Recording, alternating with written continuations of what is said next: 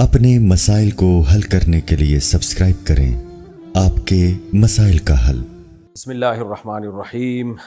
किसी ने पूछा है जी, अगर बेटे को कर्ज़ हसना दिया हो तो इस पर ज़कात का क्या हुक्म होगा? ज़कात को कर्ज़ा वापस मिलने पर अदा करूं या अभी भी अदा कर सकते हैं? ये कर्ज़ हसना क्या होता है मुझे तो अभी तक नहीं पता चला। शायद कर्ज़ हसना का मतलब ये होता है कि जब मर्ज़ी हो वापस कर देना, नहीं भी किया तो तुम्हारी मर्ज़ी, शायद ये मतलब होता है, वल्लाहु आलम। बहरहाल अगर कर्ज़ हसना का मतलब ये है कि वापस करना ही नहीं है आपने, आपकी मर्ज़ी दें ना दें, तो उस पर आप पे ज़कात है ही नहीं। आपने दिया, आपको वो अब उसी की रकम में गोया कि एक तरह से गिफ्ट दे दिया। और हसना का अगर मतलब ये है कि जब मिले वापस कर देना, तो चूँकि वो वाजिबुल अदा रकम है, उसको वापस करना है, तो शरीयत में यही है कि जो रकम वापस करनी है, यानी वापस मिलने की उम्मीद हो, तो उसकी ज़कात उसी पर होती है जिसने कर्ज़ा दिया हो। तो अगर आपने बेटे को कर्ज़ा दिया है और वापसी की उम्मीद भी हो कि वो बेटा वापस कर देगा, तो आप पर उस कर्ज़े की ज़कात लाजिम है। उम्रा करने से पहले सब रिश्तेदारों और महल्ले वालों से मिलना ज़रूरी है? नहीं जी, ऐसी कुछ भी नहीं है, कोई ज़रूरी नहीं है। सलाम दुआ कर लेनी चाहिए। अच्छे मुबारक सफ़र पे जा रहे हैं, हेलो हाय अस्सलाम वालेकुम, क्या हाल है, ठीक ठाक, तो वो दुआओं का कह देते हैं, उनके लिए दुआ कर लेनी चाहिए। ज़मीन पर बैठकर नमाज़ पढ़ते हुए अगर पैर क़िबले की तरफ फैला लें तो ज़मीन पर सजदा कैसे करें? अगर बैठ के नमाज़ पढ़ रहे हैं और पाँव मोड़ना मुश्किल है और क़िबले की तरफ मजबूरी में फैलाने पड़ रहे हैं, जैसे बीमार लोग को बेचारे घुटने फोल्ड नहीं कर सकते वो, तो फिर इशारों से सजदा करें। रुकू में थोड़ा सा झुकें, सजदे में थोड़ा और ज़्यादा झुक जाएं। और ये कुर्सी पे बैठ के नमाज़ पढ़ने से 1000 गुना बेहतर है। कुर्सियों के रिवाज को ख़त्म करें मस्जिदों में। इतनी कुर्सियाँ आ गई हैं, ये चर्च बन जाएंगी मस्जिदें, देखने में ऐसा लगेगा जैसे चर्च हैं। तो अगर ज़मीन पे बैठ के खड़े होकर नमाज मुश्किल है भाई, नीचे ज़मीन पे बैठ के पढ़ो, पाँव क़िबले की तरफ करें, टांगे फैला लें आगे, इशारों से रुकू सजदा करें, ये ज़्यादा सुन्नत के करीब है बनिस्बत कुर्सियों पे बैठ के नमाज़ पढ़ने। इंडिया से किसी ने पूछा है, बीवी जायज़ बातों में नाफरमानी करे तो इसका क्या हुक्म है? सब्र करें, दूसरी शादी करें या तलाक़ दें? जायज़ बातें हों और उसकी ताकत से ज़्यादा ना हो, तो फिर ऐसी बात में बीवी पर शौहर की इताअत लाजिम है। अलबत्ता इसमें उर्फ़ का भी दखल है कि किस तरह की बातों का हुक्म दिया जा रहा है। मिसाल के तौर पर अगर ज़ौजा का ताल्लुक़ बहुत मालदार घराने से है, जहाँ करोड़पति अरबपति ख़ानदान से है, जहाँ पर घर के कामकाज औरतें करती नहीं है। अब रॉयल फैमिली में अगर कोई शादी करेगा तो वो थोड़ी बादशाह की बेटी घर में पोछा लगाएगी वो, या बर्तन धोएगी वो। तो बहुत ही ऊंची फैमिली में अगर आपने शादी की है, तो फिर बीवी पर इस तरह के कामों में इताअत लाजिम नहीं है कि घर में झाड़ू लगाए या पोछा लगाए या बर्तन धोए, क्योंकि उनके रिवाज में नहीं है ये, बल्कि वहाँ नौकर चाकर होते हैं। बल्कि उल्टा शौहर को बीवी के लिए नौकर रखना पड़ेगा बीवी की खिदमत के लिए। तो खिदमत का दायरा कार हर एक के लिए अलग है। हाँ, बीवी ऐसे ख़ानदान की थी जहाँ घर में औरतें खुद से सारा काम करती हैं, घरों में झाड़ू भी खुद ही लगाती हैं, कोई बहुत लैंडलॉर्ड फैमिली से उनका ताल्लुक़ नहीं है, तो फिर बीवी को घर के काम करने पड़ेंगे।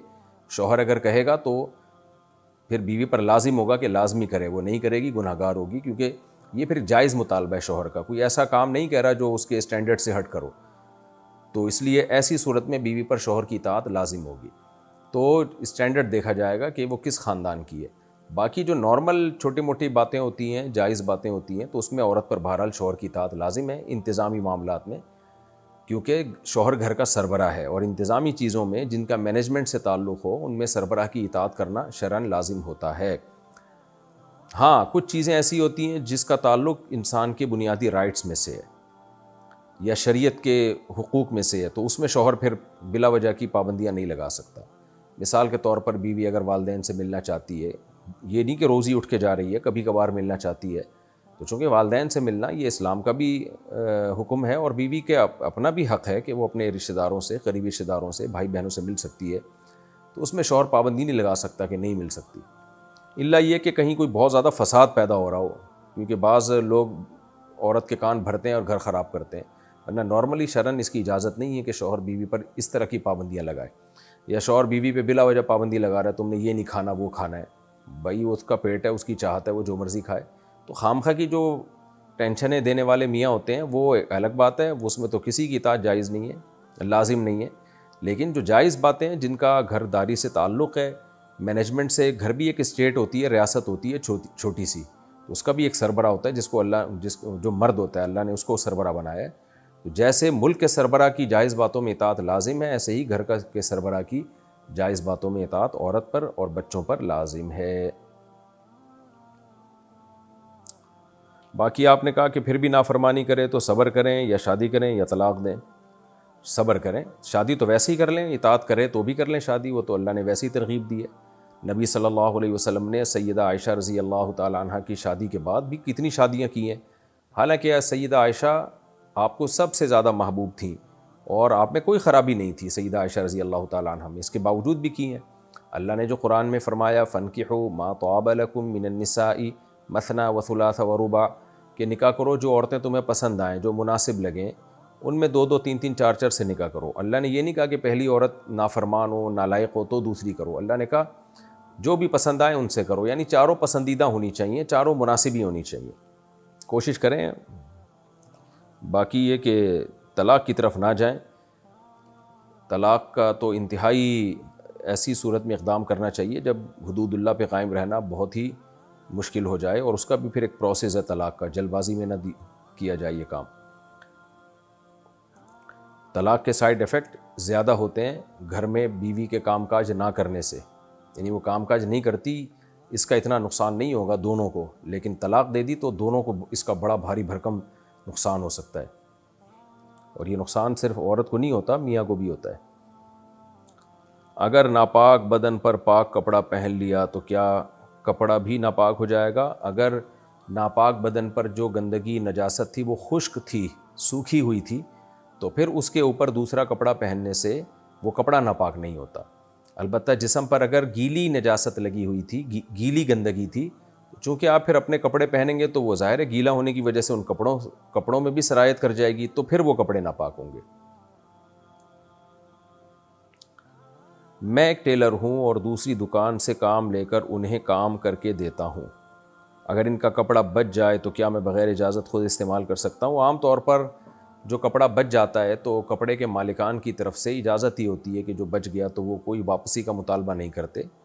پھر بھی احتیاط اسی میں ہے کہ آپ ان سے صراحتاً پوچھ لیں یا لکھ کے لگا دیں، بھائی جو کپڑا بچ جائے گا تو ہمیں اجازت دی جائے کہ ہم اس کپڑے کو جہاں چاہیں استعمال کر سکیں. اس طرح کے ایک بورڈ لکھ کے لگا دیں تو بالکل بے غبار معاملہ ہو جائے گا. ورنہ اصولی طور پر تو جواب یہی ہے کہ جو کپڑا سلواتے ہیں ان کا کپڑا اگر بچ جائے تو ان کو کوئی سروکار نہیں ہوتی، اس سے سروکار نہیں ہوتا اس سے کہ وہ کون استعمال کر رہا ہے. تو وہ ٹیلر کو گویا دلالتاً اجازت ہی ہوتی ہے کہ جو چاہے کرو بھائی اس کا. کیا خواتین اذان سے پہلے نماز پڑھ سکتی ہیں؟ جی ہاں، جب وقت داخل ہو جائے تو نماز پڑھی جا سکتی ہے، چاہے اذان نہ بھی ہوئی ہو. کیا زوال کے وقت قرآن پڑھ سکتے ہیں؟ جی ہاں پڑھ سکتے ہیں. ارشاد صاحب کہتے ہیں جی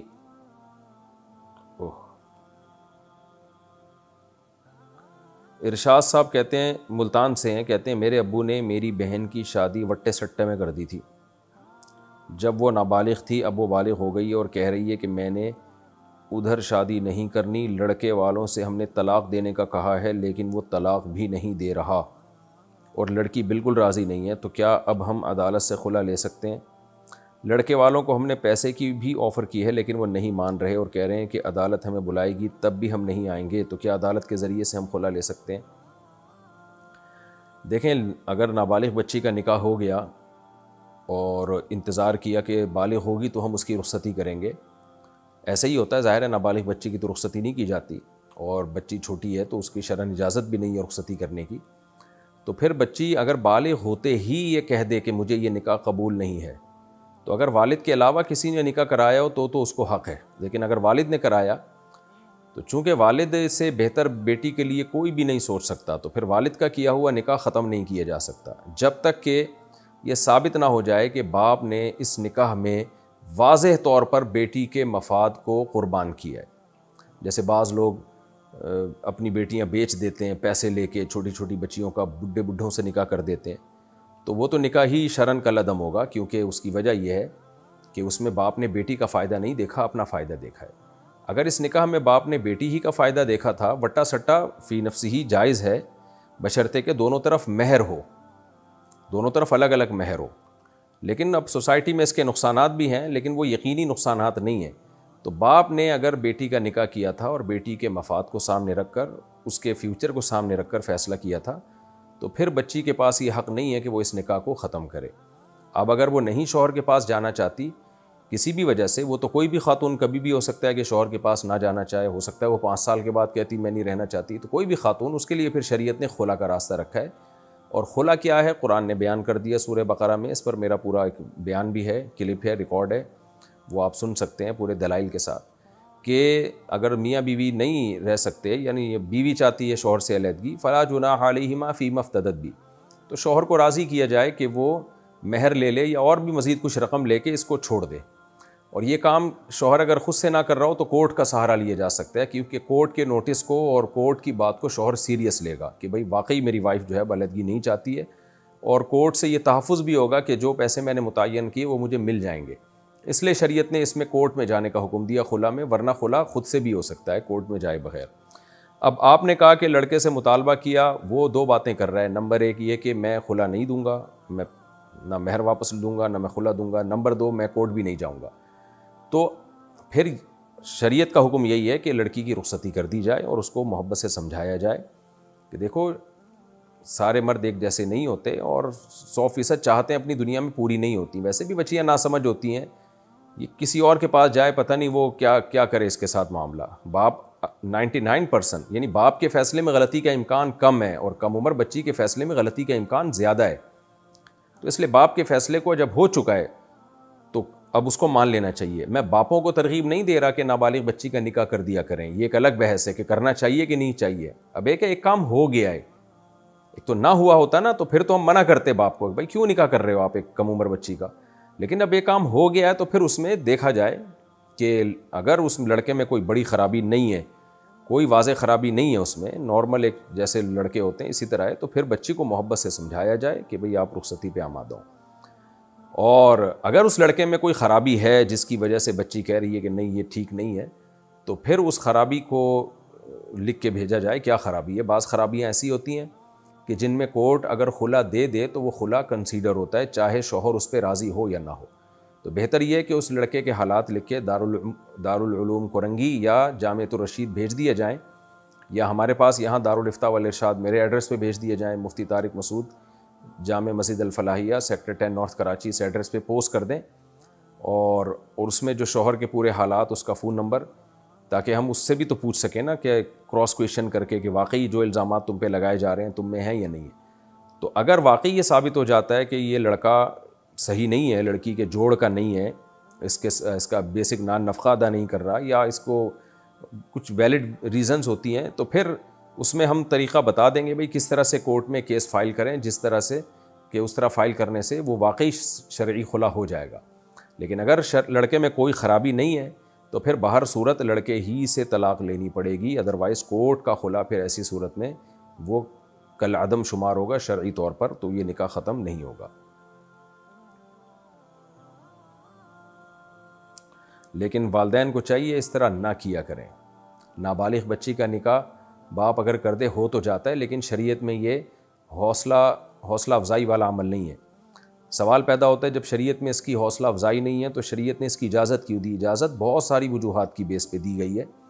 وجہ اس کی ہے کہ اسلام قیامت تک کے لیے آیا ہے. ہر وقت ملکی حالات ایک جیسے نہیں رہتے، بعض دفعہ جنگوں میں شکست ہو جاتی ہے، بعض دفعہ بہت سارے مسائل ہوتے ہیں، بعض دفعہ باپ کو ڈر ہوتا ہے کہ یہ رشتہ میرے ہاتھ سے نکل گیا تو مجھے ایسا رشتہ ملے گا نہیں کبھی بھی، تو اس لیے وہ لڑکی کی بلوغت کا انتظار نہیں کرتا، تو اس لیے وہ نکاح کر دیتا ہے کہ بھئی چلو رخصتی بعد میں کر دیں گے لیکن ابھی اس کے نام تو کر دو لڑکی. تو 20 قسم کی جب انسان پریکٹیکل لائف میں آتا ہے تو پتہ چلتا ہے. تو جب تک ایسی شدید مجبوری نہ ہو تو نابالغ بچی کا نکاح یہ نہیں کرنا چاہیے، اور یہ شریعت میں اس کی ترغیب نہیں ہے. نبی نے بالغ ہونے کے بعد نکاح کی ترغیب دی ہے. اور پھر بعض علاقوں میں تو ظلم بھی ہوتا ہے بچیوں کے ساتھ، بوڑھے آدمیوں سے ان کی شادیاں پیسے لے کے کر دی جاتی ہیں. تو ایسا نکاح تو شریعت میں کل عدم ہوگا، منعقد ہی نہیں ہوگا.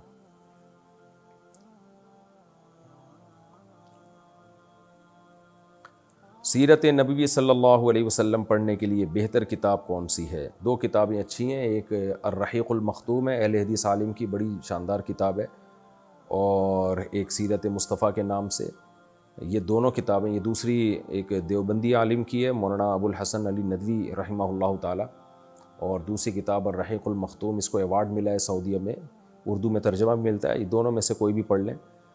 یہ ذرا بڑی ہے، لمبی ہے الرحیق المختوم، دوسری کتابیں مختصر ہیں۔ تو سیرت مصطفیٰ کے نام سے بھی ایک کتاب ہے بہت زبردست، تو غالباً میں نے اسی کتاب کا 2 دفعہ نام لے لیا، سیرت مصطفیٰ، یہ ابو الحسن علی ندوی رحمہ اللہ تعالیٰ کی، یہ بھی اچھی کتاب ہے، آپ پڑھ لیں۔ 2 کتابیں میں نے آپ کو بتائی ہیں، یہ زیادہ بہتر کتابیں ہیں، باقی کتابیں تو بہت ساری ہیں۔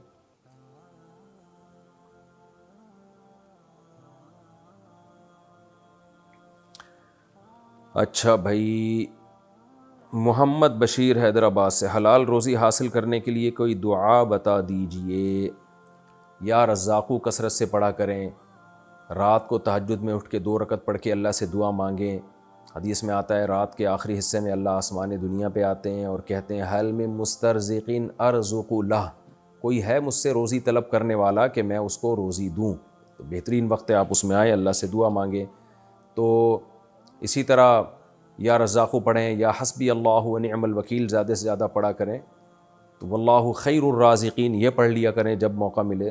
تو یہ کچھ وظائف ہیں جن کے پڑھنے سے اللہ سے امید ہے کہ رزق میں برکت ہوگی۔ باقی اصل کام جو اسباب اختیار کرنے کا، اس سے غافل نہ ہو۔ صرف یہ نہیں کہ بستر پہ پڑے پڑے آپ وظیفے پڑھ رہے ہیں، صبح اٹھیں، جاب تلاش کریں، محنت کریں، کوئی ایبیلٹی اپنے اندر پیدا کریں، پڑھائی لکھائی میں دل نہیں لگاتے، پھر جب جاب نہیں ملتی ہے تو پھر وظیفے پڑھتے ہیں، پھر بھی نہیں ملتی تو کہتے ہیں دیکھو ہم نے اللہ کا نام لیا پھر بھی اللہ روزی نہیں دے رہا۔ تو ایک پورا پروسیس ہے روزی کا بھائی، اس سے گزر کے جائیں، پھر دعائیں قبول ہوتی ہیں۔ اپنی طرف سے جو کام ہے وہ تو پورا کریں۔ ارباز رسول انڈیا سے، ہماری مسجد میں جو قالین بچھا ہوا ہے ہمیں شک ہے کہ اس کے ڈیزائن میں جانور بنے ہوئے ہیں، تو کیا اس میں نماز پڑھنا جائز ہے؟ شک سے کچھ نہیں ہوتا۔ بہت سے لوگ وہمی ہوتے ہیں، ان کو بادلوں میں نظر آ رہا ہوتا ہے بندر بنا ہوا ہے، اور مسجدوں میں ڈیزائن ایسے ہوتے ہیں جن کو لگ رہا ہوتا ہے بت بنا ہوا ہے، تو یہ شک وک کو چھوڑ دیں آپ، کچھ بھی نہیں، آپ کی مسجد کے کارپیٹ بالکل ٹھیک ہے، نماز پڑھیں تمیز سے اچھے بچوں کی طرح۔ برکت علی بصیر پور سے، کیا وضو کرتے وقت کلمہ پڑھنا ضروری ہے؟ نہیں جی، وضو کی دعا ہے اللہم اغفر لی اللہم اجعلنی من التوابین واجعلنی من المتطہرین، یہ دعا ہے وضو کے بعد کی۔ اگر ہمیں کسی سے محبت ہو لیکن فی الحال گھر میں اس کا ذکر نہیں کر سکتے ہوں تو بغیر گھر والوں کے نکاح کر سکتے ہیں؟ لڑکی کو اس کی باپ کی مرضی کے بغیر نکاح کرنا بہت معیوب حرکت ہے اور اس میں بڑے فسادات ہوتے ہیں۔ ہاں کوئی ایجڈ خاتون ہو، طلاق یافتہ بچوں والی ہو، اس کے گھر والے راضی نہ ہو رہے ہوں تو ایک الگ بات ہے۔ نارمل جو کنواری لڑکیاں ہوتی ہیں، ناسمجھ ہوتی ہیں، ان کو کبھی بھی باپ کی مرضی کے بغیر ان سے نکاح مت کریں، اس سے لڑکیوں کو بڑے نقصانات ہوتے ہیں۔ تو اگر کوئی واقعی کوئی شدید ضرورت ہو، لڑکی وہ ضرورت کسی عالم مفتی کو بیان کرے جا کے کہ بھئی بعض کے باپ ظالم ہوتے ہیں، کہیں کر ہی نہیں رہے ہوتے نکاح ان کا، تو باقاعدہ اپنے بارے میں فتویٰ لے، پھر اس کے بعد یہ کام کرے، یا مشورہ لے لے، فتویٰ نہ بھی لے۔ خود سے لڑکیاں اس طرح بھاگ بھاگ کے نکاح کریں گی، بہت زیادہ فساد آتے ہیں، اور لڑکے پھر رکھتے نہیں ہیں، چسکے لے کے چھوڑ دیتے ہیں، ساری زندگی روتی پھرتی ہیں۔ ہمارے سامنے بہت کیسز آ چکے ہیں ایسے۔ کیا فرانس کا شیمپو استعمال کر سکتے ہیں؟ کر سکتے ہیں۔ کیا عورتیں پردے میں رہ کر بائک چلا سکتی ہیں؟ دیکھیں، کسی بھی کوئی بھی وہ عمل جس میں عورت کی باڈی ایکسپوز ہوتی ہو، شریعت میں وہ پسندیدہ کام نہیں ہے۔ تو بائک اگر مکمل پردے میں چلا رہی ہے، جائز عمل تو ہے، لیکن بہرحال پسندیدہ کام نہیں ہے۔ تو عام طور پر صحابیات سواری کے لگام خود ان کے ہاتھ میں نہیں ہوتی تھی، وہ پیچھے بیٹھا کرتی تھیں، اونٹ پر جب بیٹھا کرتی تھیں تو ہودج ہوتا تھا، اس کے اندر جا کے بیٹھا کرتی تھیں، تو ضرورت بھی نہیں ہے نا۔ جائز ناجائز کی میں بات نہیں کر رہا، کوئی مجبوری ہو جائز تو ہے، لیکن بہرحال کچھ ہر جائز کام کرنے کا نہیں ہوتا، پسندیدہ نہیں ہے۔ اس میں حادثے کا بھی بہت خطرہ ہے، بائک کے لیے بہت کانفیڈنس چاہیے، بائک میں خطرات بہت ہوتے ہیں گرنے کے، اور گر گئے تو کیا حشر ہوتا ہے۔ تو خواتین کو اللہ نے کمزور بنایا ہے، وہ ذرا سا کوئی خطرہ ہوگا نا، اعصاب ڈھیلے ہو جاتے ہیں، اس میں سلپ ہونے کا، گرنے کا زیادہ خطرہ ہوتا ہے۔ مردوں میں تو ویلیاں لگاتے رہتے ہیں ساری زندگیاں، پھر بھی بچے رہتے ہیں، بہت سے مر بھی جاتے ہیں اس میں، لیکن اللہ نے مرد کو تھوڑا بہادر بنایا ہے، کانفیڈنس دیا اس میں، تو اس میں حادثے کا خطرہ کم ہوتا ہے۔ اس کے باوجود اتنے مرد بائکوں میں کچل کے مر رہے ہوتے ہیں، آپ دیکھیں، ٹانگ ٹوٹا ہوا ہے، سر الگ ہو گیا، ٹانگ ٹوٹی ہوئی ہے، سر الگ ہو گیا، تو خواتین میں تو بہت زیادہ خطرہ ہے اس کا۔ اس لیے جان کے خوف کی وجہ سے بھی، اور حیا جو کامل درجے کی حیا ہے، اس کا تقاضا بھی یہ ہے کہ یہ کام خواتین نہ کریں۔ اگر کوئی واقعی ضرورت ہے تو کار، چھوٹی موٹی کار لے لی جائے، اپنے شوہر کو کہا جائے، اپنے ابا کو کہا جائے بھائی آنا جانا روز ہو رہا ہے، اس میں خواتین سیو ہوتی ہیں، بائک میں بالکل سیو نہیں ہوتی، باڈی بھی ایکسپوز ہوتی ہے ان کی، اور پھر خطرات، جان کے خطرے بھی بہت زیادہ ہیں۔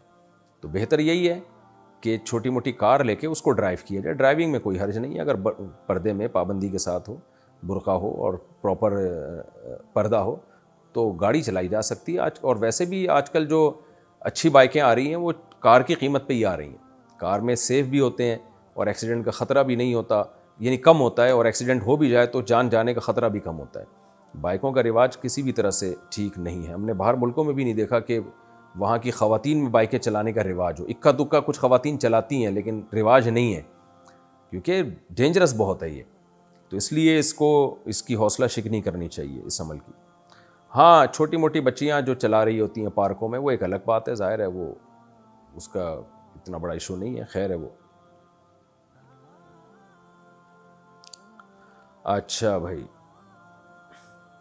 راجستھان انڈیا سے مفتی صاحب، میں نماز پڑھاتا ہوں تو بہت ہچکچاہٹ ہوتی ہے اور اس میں صورت بھول جاتا ہوں اور پھر آگے کچھ یاد نہیں آتا، برائے مہربانی کوئی حل بتا دیں۔ آپ کو گھبراہٹ ہوتی ہے اس لیے جب آپ پرانے امام ہو جائیں گے، پکے ہو جائیں گے تو پھر یہ گھبراہٹ ختم ہو جائے گی، نیا نیا امام ہوتا ہے تو پھر اس میں یہ گھبراہٹ ہوتی ہے، اور اگر پرانے ہو کے بھی ہچکچاہٹ ختم نہیں ہوتی پھر یہ آپ کے دل کی کمزوری ہے، پھر ڈاکٹر کو بتائیں، کوئی آپ کو مقوی دے گا، خمیرہ مراویر اور خمیرہ گاؤ زبان اور اس طرح کے، جو حکیم کو بتائیں گے تو یہ خمیرے دے گا آپ کو، مقوی قلب خمیرے دے گا۔ ڈاکٹر کو بتائیں گے تو کوئی ہو سکتا ہے ملٹی وٹامن دے دے آپ کو تاکہ آپ تھوڑے پاورفل ہو جائیں۔ باقی نئے نئے امام بنے ہیں تو نئے جب انسان امام بنتا ہے تو سب کو ہچکچاہٹ ہوتی ہے، نارمل ہے یہ، جب نماز پڑھاتے رہیں گے تو یہ ہچکچاہٹ ختم ہو جائے گی۔ کیا مسجد میں مولی کھا سکتے ہیں؟ نہیں جناب، مولی میں اسمیل ہوتی ہے، کچا پیاز اور مولی یہ کھا کے مسجد میں جانا بھی ٹھیک نہیں ہے، اور مسجد میں بیٹھ کے کھانا تو بالکل ہی ٹھیک نہیں ہے۔ آپ پکی ہوئی مولی ہو کھا سکتے ہیں۔ تعویذ پہن کر میت کے پاس جانا کیسا ہے؟ تعویذ پہننا، پہلے تو یہ پوچھیں، تعویذ پہننا پسندیدہ کام نہیں ہے، مت پہنے۔ باقی میت کے پاس کسی نے تعویذ پہنا ہو تو جا سکتا ہے، نہ اس کے سے میت کو فائدہ ہوگا، نہ اس کو کوئی نقصان ہوگا، نہ کسی کو نقصان نہ کسی کو فائدہ، پرچی ہے گلے میں لٹکی ہوئی ہے۔ بہرحال جائز ناجائز کی بحث میں میں نہیں پڑتا، کمال توکل یہی ہے کہ یہ ان چیزوں سے انسان دور رہے، اور اس بحث میں بھی نہیں پڑتا کہ اس سے فائدہ ہوتا ہے کہ نہیں ہوتا، لیکن بہرحال کمال توکل یہی ہے کہ نہ پہنا جائے تعویذ۔ محمد ایان صاحب، ہمارے چچا مدرسے حفظ کرنے گئے تھے، چچا گئے تھے ماشاءاللہ، 6 پارے حفظ کر کے واپس آ گئے، کیوں بھائی؟ سب کہتے ہیں کہ ان پر اثرات ہیں، بہت سے مولاناؤں کو بتایا، کوئی کہتا ہے شیطان ہے، کوئی کہتا ہے اثرات ہیں۔ جن مولاناؤں نے بولا نا شیطان ہے، ان کے بارے میں ڈاؤٹ ہے کہ وہاں کوئی ایسی قسم کی چیز نہ ہو۔ دماغی ڈاکٹر کو کہا تو دکھایا تو اس نے کہا دماغی مرض ہے، اور دوا بھی دے دی، بستر گیلا کر دیتے ہیں، اب شادی کرنے کا کہہ رہے ہیں، ہم ان کی شادی کرا دیں، ہم بہت پریشان ہیں۔ شادی کرا دیں، لیکن جو علاج ان کا چل رہا ہے تھوڑے دنوں میں ان کی وائف کا بھی وہی علاج شروع ہو جائے گا، تو بھائی پہلے ان کا دماغ تو سیٹ کرا دو اور ڈاکٹر سے علاج کرائیں۔ اگر آپ نے ان کے عاملوں کے پاس لے گئے تو ان کی بیماری کم نہیں ہوگی، بڑھ جائے گی، اور وقتی فائدہ ہوگا لیکن بیماری بڑھے گی۔ تو 99.9% یہ دماغی بیماریاں ہی ہوتی ہیں، اور شروع میں ان کا بہت آسانی سے علاج ہو جاتا ہے، تو ڈاکٹر کو دکھائیں، میڈیسن دے دیں گے، انشاءاللہ کوئی کیمیکل آگے پیچھے ہو گئے سیٹنگ پہ آ جائیں گے، جب بالکل سیٹنگ پہ آ جائیں تو پھر ان کی شادی کر دیں تاکہ اگلے کی سیٹنگ خراب نہ ہو، ورنہ اس پہ بھی جن چڑیل بھوت آنا شروع ہو جائیں گے عاملوں کے بقول۔ انس ملک انڈیا سے، کیا شادی کے بعد ساری عمر اللہ کے راستے میں گزار سکتے ہیں؟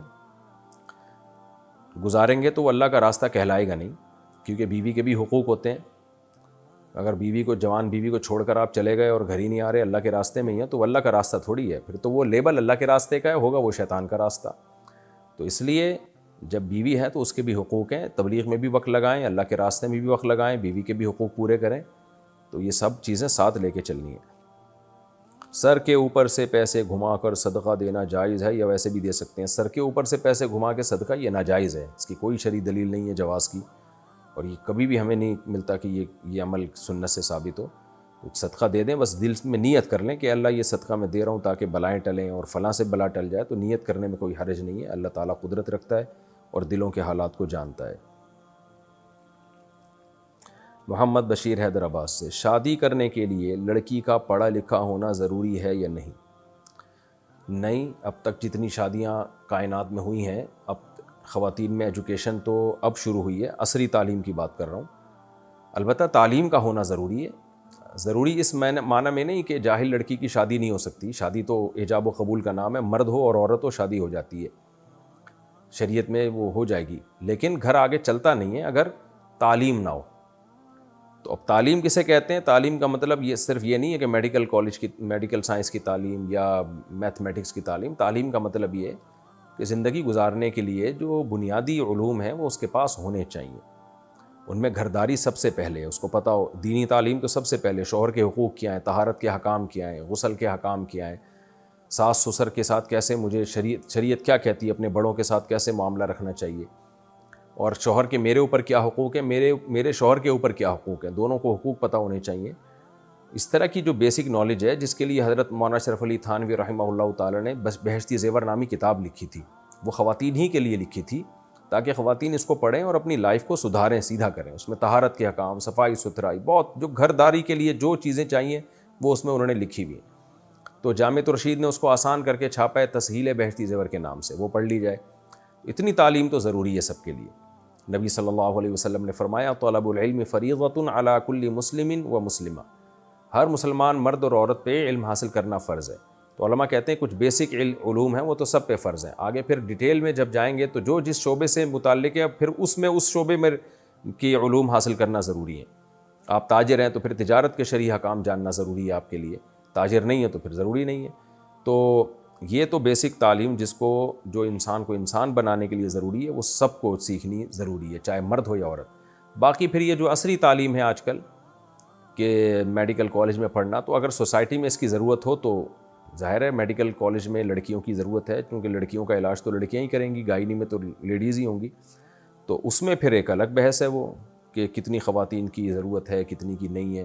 آج کل تو ایک بھیڑ چال ہے، اتنی ڈاکٹرز لڑکیوں کی ضرورت ہے نہیں جتنی ڈاکٹرز لڑکیاں یونیورسٹیوں سے فارغ ہو رہی ہیں، پھر وہ بے روزگار گھوم رہی ہوتی ہیں، تو سارے ان کا پڑھا پڑھایا ضائع جا رہا ہوتا ہے، تو بڑے مسائل ہیں۔ تو تعلیم دنیا کی دین کی تعلیم جتنی ضروری ہے وہ تو میں نے بتا دیا، دنیا کی تعلیم میں پہلے سوچنا چاہیے کہ آگے کرنا کیا ہے، اس کے حساب سے آگے پھر تعلیم حاصل کرنی چاہیے۔ اور جو آپ کرنا چاہتی ہیں، کوئی خاتون اگر کرنا چاہتی ہیں تو آگے اس میں آپ کو موقع بھی ملے گا کام کرنے کا کہ نہیں ملے گا، اس میں اتنے وسائل ہیں، اتنے ذرائع ہیں بھی کہ نہیں ہیں، ورنہ پھر وقت برباد ہوتا ہے اور کچھ بھی حاصل نہیں ہوتا، ڈپریشن میں جاتی ہیں۔ پھر دوسری بات یہ کہ رشتہ بھی پھر دیکھنا چاہیے۔ اب آپ نے پڑھ لکھ لیا، آپ نے پی ایچ ڈی کر لی، رشتے آج کل میٹرک پاس بھی نہیں مل رہے، لڑکوں میں تو ہے ہی نہیں، تو پھر وہ شادی نہیں صحیح طرح جوڑ کی نہیں ہوتی، لڑکی ڈبل ایم اے ہوتی ہے اور وہ لڑکا 8ویں سے بھاگا ہوا ہوتا ہے، نکاح پھر ہم نہیں پڑھانا ہوتا ہے، ہم خود خون کے آنسو رو رہے ہوتے ہیں، یار کدھر کس کا نکاح کس سے پڑھا رہے ہیں ہم۔ تو بس ایک بھیڑ چال ہے، بس چل رہے ہیں، تو خود فیصلہ کریں کہ کیا پڑھنا ہے کیا نہیں پڑھنا۔ میں تو ایک شرعی حکم بتا سکتا ہوں۔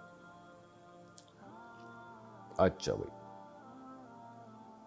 اگر کوئی یہ تو اگر شوہر بیوی سے کہے مجھے طلاق چاہیے تو کیا طلاق ہو جاتی ہے؟ شوہر کو طلاق چاہیے، کیا وہ لیڈیز ہے؟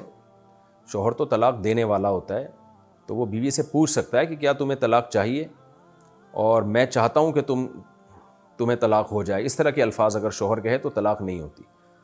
تو اگر یوں جب تک نہیں کہے گا کہ تمہیں میں نے طلاق دے دی، اس وقت تک نہیں ہوگی طلاق۔ اچھا بھائی، اگر بچے نے کارپیٹ پر پیشاب کر دیا تو 3 بار پہنچنے سے کیا وہ پاک ہو جائے گا، اور کیا ناپاک کارپیٹ پر گیلے پیر جانے سے پیر ناپاک ہو جاتے ہیں؟ 3 بار پہنچنے سے پاک نہیں ہوتا۔ اس کا طریقہ یہ ہے کہ بچے نے اگر کارپیٹ پر پیشاب کیا تو کوئی ٹب لے جا کے نا کارپیٹ کے نیچے گھسا دیں آپ جہاں پیشاب ہے، تو وہ تھوڑا سا اوپر ہو جائے گا، اس کے اوپر جگ بھر کے پانی ڈالیں اور تھوڑا سا مسلیں ہاتھ سے پھر ڈالیں، تو 3 دفعہ یہ عمل کریں کہ اتنا پانی جو ہے اس کے اندر سے سرایت کر جائے، یعنی اتنا پانی اس کے اندر سے نکل کے چلا جائے، یا تو آپ کو غالب گمان ہو جائے کہ بھئی یہ پیشاب نکل چکا ہوگا اب صاف ہو گیا، یا یہ کہ اتنا پانی کہ وہ 3 دفعہ اس کارپیٹ کو اس پانی میں ڈبو سکتے تھے، ہم ڈبو کے نچوڑ سکتے تھے، ایسے ڈبوتے پھر نچوڑتے پھر ڈبوتے پھر نچوڑتے پھر ڈبوتے پھر نچوڑتے، تو اتنا پانی جو ہے کم از کم اس میں سے آر پار ہو جائے تو پھر کارپیٹ پاک ہو جائے گا۔ اور اگر یہ عمل ممکن ہی نہیں ہے کسی طریقے سے تو پھر بار بار اس کو گیلا کر کے نہ نچوڑیں، اور جب غالب گمان ہو کہ اب سارا پیشاب اس میں سے نکل گیا ہوگا تو پھر کارپیٹ پاک ہوگا۔ باقی کارپیٹ پہ اگر پیشاب ہے اور وہ سوکھ گیا تو گیلے پیر جانے سے ظاہر ہے وہ گیلا ہو جائے گا دوبارہ، تو پاؤں جب پہ لگے گا تو وہ پاؤں دوبارہ ناپاک ہو جائیں گے. لیکن اس بارے میں وہم نہ کریں، کیونکہ وہمیوں کو طہارت کے مسائل سمجھانا بڑا ہی مشکل کام ہوتا ہے. وہ پھر ساری زندگی کارپیٹوں پہ ہی پاؤں نہیں رکھتے. تو جب تک 100% یقین نہ ہونا کہ یہاں پیشاب پڑا ہوا ہے، اس وقت تک وہم نہ کریں. کارپیٹوں پہ چلا پھرا کریں گیلے پاؤں کے ساتھ بھی، کوئی ناپاک نہیں ہوتے جب تک یقین نہ ہو کہ اسپیسیفک اس جگہ پہ پیشاب تھا اور میرا پاؤں وہاں پڑ گیا. صابر صاحبہ کراچی سے، اگر کوئی بغیر داڑھی کے نماز پڑھاتا ہو تو کیا نماز ہو جائے گی؟ داڑھی کاٹنا گناہ کبیرہ ہے، تغییر خلق اللہ میں داخل ہے. تورات میں آج تک لکھا ہوا ہے کہ حضرت موسیٰ علیہ السلام نے اپنی قوم کو کہا، اللہ نے موسیٰ علیہ السلام کو کوہ طور پہ بلا کے کہا کہ اپنی قوم کو کہیں کہ داڑھی مت کاٹیں. تو نبی صلی اللہ علیہ وسلم کی بخاری مسلم کی صحیح احادیث ہیں، اعفوا اللحیٰ وقصوا الشوارب، داڑھی بڑھاؤ مونچھیں گھٹاؤ. تو آپ نے یہ بھی فرمایا کہ 10 چیزیں پیغمبروں کی فطرت میں سے ہیں، ان میں ایک داڑھی بڑھانا بھی داخل ہے اس میں. تو اس لیے یہ تو انگریزوں کے حکومت سے پہلے مسلمانوں میں تصور نہیں تھا داڑھیاں کاٹنے کا. مرد کی زینت ہے داڑھی، تو اس لیے داڑھی اگر کوئی شخص کاٹتا ہے تو اس کو اپنے اختیار سے امام بنانا جائز نہیں ہے. ہاں البتہ فتنہ کا خطرہ ہو، لڑائی جھگڑے کا خطرہ ہو. اب جیسے سفر میں آپ جا رہے ہوتے اکثر بغیر داڑھی والے آگے ہو جاتے ہیں، اب آپ ان کو ہٹاؤ گے کہ لڑائی جھگڑا ہوگا تو مجبوری ہے پھر اسی کے پیچھے نماز پڑھ لی جائے، جماعت نہ چھوڑی جائے. نماز ہر شخص کے پیچھے ہو جاتی ہے بشرطے کہ وہ مومن ہو، مسلمان ہو، ہر مسلمان کے پیچھے ہو جاتی ہے.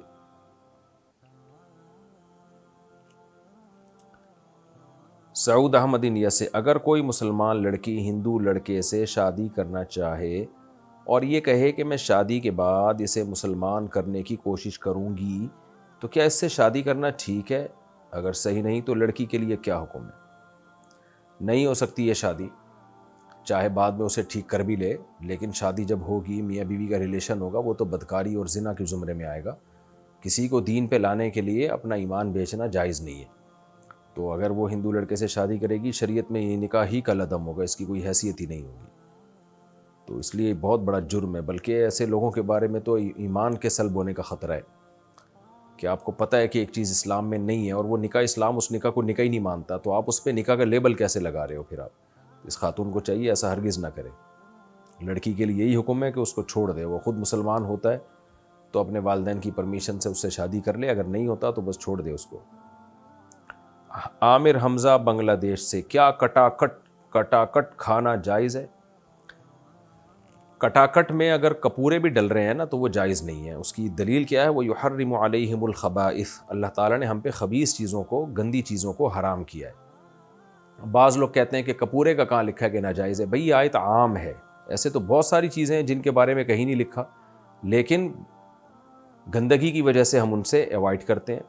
مثال کے طور پر منی ہے، بہت سے ائمہ کے نزدیک منی پاک ہے لیکن کھانا حرام ہے، حالانکہ کہیں نہیں لکھا کہ کھانا حرام ہے. اس لیے حرام ہے بھائی خبائث میں داخل ہے، گندی چیز ہے، تو ہمارے نزدیک تو وہ ویسے ہی ناپاک ہی ہے، ناپاک ہونے کی وجہ سے حرام ہے. لیکن جن ائمہ کے نزدیک پاک ہے، کھانا ان کے نزدیک بھی حرام ہے. حالانکہ وہاں بھی یہ سوال ہوگا کہ آپ نے کیسے کہہ دیا؟ وہ یہی جواب دیتے ہیں بھائی خبائث میں داخل ہے، قرآن میں آتا ہے خبیث چیزیں حرام ہیں، تو یہ خبیث نہیں تو اور کیا ہے پھر یہ. اسی طرح آپ سمندر کی مخلوق میں دیکھ لیں، بہت سی مخلوق، مگرمچھ ہے، کچھوا ہے، کہاں لکھا ہوا ہے کہ یہ حرام ہے، لیکن ظاہر ہے خبائث میں داخل ہے. تو اسی طرح کٹاکٹ جو ہے، وہ جو کپورے ہوتے ہیں نا، وہ گندگی کا، یعنی یوں سمجھیں کہ اس میں ہر وقت گندگی ہی رہتی ہے. جیسے اسی طرح جو نر جانور کی پیشاب گاہ ہے، وہ بھی ہر وقت اس سے وہ ہے ہی پیشاب کے لیے. تو ایسی چیز جو انسان کے وقار کے اور انسان کے مرتبے کے خلاف ہے تو وہ شرعاً جائز نہیں ہے. تو اس لیے جانور میں کپورے ہو گئے یا یہ پیشاب گاہ ہو گئی، یہ کھانا جائز نہیں ہے. اسی طرح جانور میں جو رسولی نکل آتی ہے، بیماری کے پھوڑا نکل آتا ہے، وہ پھوڑا کھانا بھی جائز نہیں ہے، کیونکہ وہ بھی خبائث میں داخل ہے. تو جو بھی یہ کہتے ہیں نا کہاں حدیث میں لکھا ہے، ایسے بہت ساری باتیں حدیث میں نہیں لکھی ہوتی، لیکن اللہ تعالیٰ نے ہمیں اجتہاد کا حکم دیا. تو مجتہدین اجتہاد کرتے ہیں اور اس اجتہاد کی بیس پہ بھی بہت سی چیزیں ناجائز ہو جاتی ہیں. اور وہ اجتہاد کیا ہے؟ قرآن کی اسی نص سے استدلال کیا گیا، یحرم علیہم الخبائث. تو یہ خبائث میں ہی داخل ہیں یہ سب چیزیں، اس لیے ان کا کھانا حرام اور ناجائز ہے. البتہ یہ ضرور ہے کہ چونکہ ان کے بارے میں وضاحت سے ان کو حرام نہیں قرار دیا گیا، تو اس لیے ان کو اس درجے کا حرام نہیں کہا جاتا جس درجے کے کتے اور بلی حرام ہوتے ہیں، تو اس درجے کا حرام نہیں ہے.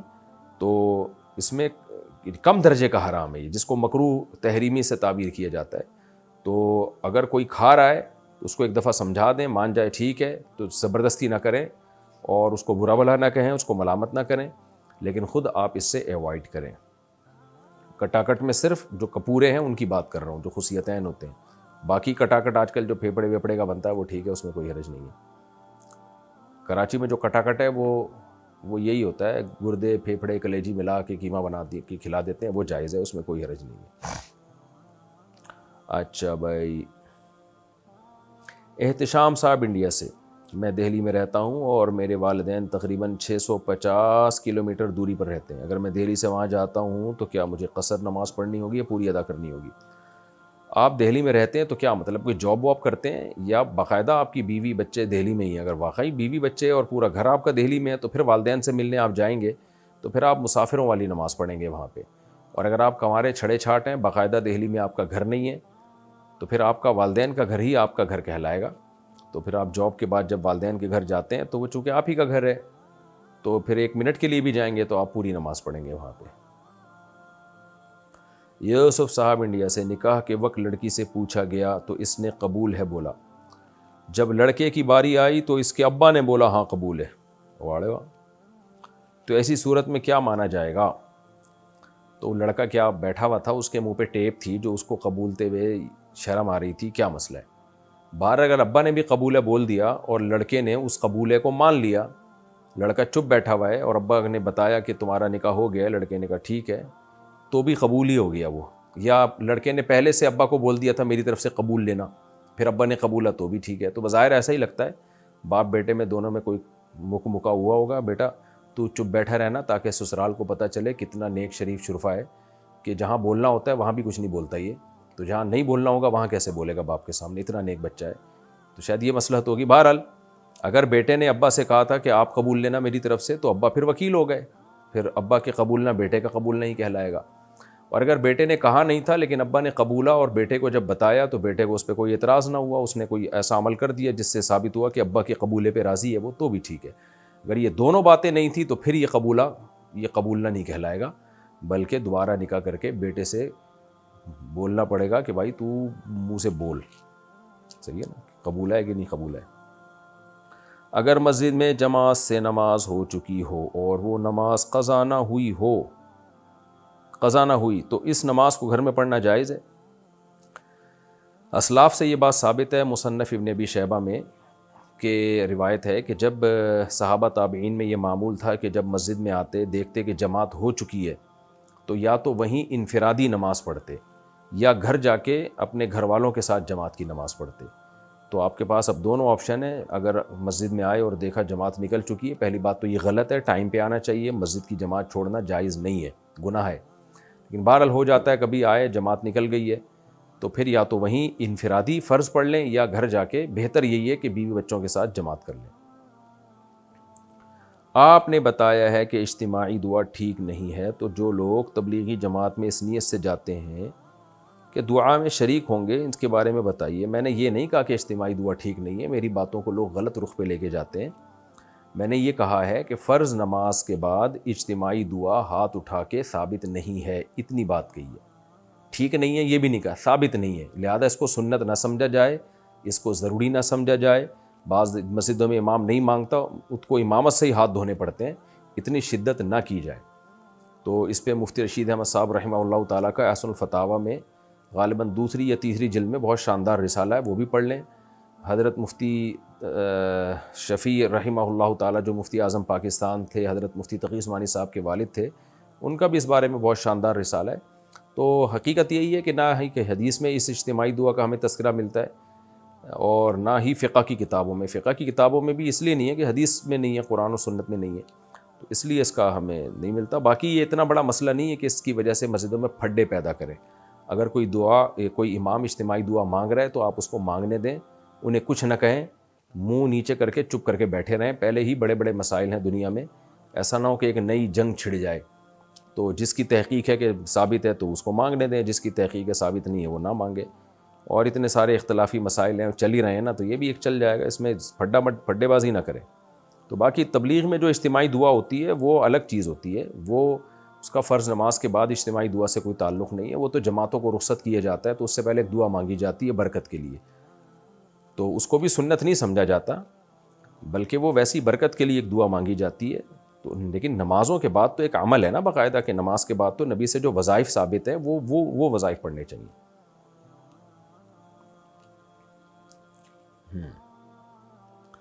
فہیم النساء انڈیا سے، کیا عورتیں اپنے ہونٹوں پر لپسٹک لگا سکتی ہیں اگر لپسٹک میں حرام اجزاء شامل ہوں؟ نہیں، پھر نہیں لگا سکتی اگر حرام اجزاء شامل ہیں، کیونکہ ہونٹ منہ کے قریب ترین حصہ ہوتا ہے اور اس میں بہت دفعہ لعاب اس سے لگ کے منہ کے اندر جاتا ہے، تو اگر حرام اجزاء شامل ہیں، اور خواتین کو دیکھنی چاہیے آج کل لپسٹک میں حرام اجزاء بھی شامل کیے جا رہے ہیں، تو اس میں تحقیق کر لینی چاہیے کہ کون سی لپسٹک حلال ہے کون سی حرام ہے۔ کیا کھانے کی پلیٹ میں ہاتھ دھو سکتے ہیں جی، اگر کسی کو اعتراض نہ ہو، گھن آ رہی ہو، سامنے بندہ بیٹھا ہوا ہوتا ہے بعض دفعہ تو پھر اس کو برا لگتا ہے۔ گجرات سے کسی نے پوچھا، کیا کسی سے بیعت ہونا ضروری ہے؟ ضروری نہیں ہے لیکن مفید بہت ہے، لیکن اس کا تعلق اس سے بیعت ہو کس سے رہے ہیں۔ آج کل جعلی پیر مارکیٹ میں بہت زیادہ ہیں، زیادہ نہیں بلکہ بہت زیادہ ہیں۔ بہشتی زیور میں شروع میں لکھا ہوا ہے کہ کسی سے بیعت ہوا جائے تو کوئی پیر جو ہے اس کے اوصاف کیا ہونے چاہیے، پیر و مرشد کون ہو جس سے آپ بیعت ہوں، اس کو اپنا مینٹور بنائیں، تو اس کا فائدہ یہ ہوتا ہے اگر کوئی صحیح پیر ہے، بدعتی نہیں ہے، عقیدہ بھی توحید پرست ہے، توحید پرست پیر ہے، بدعتی بھی نہیں ہے اور شریعت کا علم بھی رکھتا ہے وہ، اور خود بھی نیک ہو، حب جاہ، حب مال، حب باہ، ان تین چیزوں کا مریض نہ ہو۔ حب جاہ کا مطلب بڑائی کا شوق، تواضع نہیں ہے اس میں بلکہ اپنی دھونس، اور میں میرے مرید، اور میں جو ہے نا، بعض دفعہ جب انسان کو عزت ملتی ہے تو اپنی اوقات ہی بھول جاتا ہے وہ، تو یہ سب چیزیں نہ اس کے اندر۔ پھر حب مال نہ ہو، لالچی نہ ہو، مریدوں کی پینٹوں پہ اور جیبوں پہ نظر ہو کہ اس نے ہدیہ کیوں نہیں دیا اس نے، تو یہ چیز بھی نہ ہو۔ تیسرا حب باہ، حب باہ کا مطلب یہ کہ حلال و حرام میں جو ہے نا، جو اس میں انسان میں اللہ نے مرد میں ایک ڈیزائر رکھی ہے عورت کی طرف، پیروں کے پاس جب خواتین آتی ہیں تو یہ ٹھرک بھی، بہت سے پیر ٹھرکی بھی ہوتے ہیں، بڑے بڑے ان کے اسکینڈل بن جاتے ہیں، اور جعلی پیروں کی بات کر رہا ہوں، تو واقعی نیک آدمی ہو، کیا شرعی حدود ہیں، بیوی اور غیر محرم میں کیا فرق ہے، وہ جانتا ہو اور عملی طور پر جانتا ہو۔